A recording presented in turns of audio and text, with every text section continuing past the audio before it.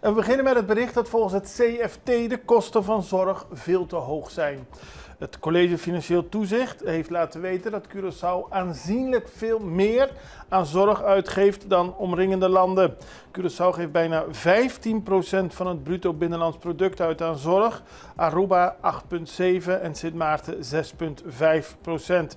En volgens de voorzitter van het CFT, Liedewij de Ongering, zorgt dit voor negatieve gevolgen voor andere beleidsterreinen. Ze roept de overheid dan op om beleid te ontwikkelen om hier verandering in te brengen. Op Curaçao worden in vergelijking met Aruba en Nederland ook aanzienlijk meer recepten voorgeschreven. Daarnaast wordt er per persoon veelvuldig gebruik gemaakt van laboratoriumdiensten in vergelijking met het gemiddelde in het Caribisch gebied. Ze pleit ervoor om verschillende maatregelen door te voeren, zoals de eerste lijnzorg te versterken, de druk op specialisten en ziekenhuizen te verminderen, strengere regels voor doorverwijzing en een wijkgerichte aanpak zijn hierbij essentieel. Meer nadruk op preventieve zorg en het promoten van een gezonde levensstijl kunnen de zorgkosten verder verlagen.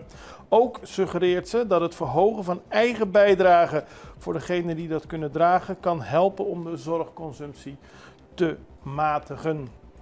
Later in de uitzending gaan we verder op het persconferentie.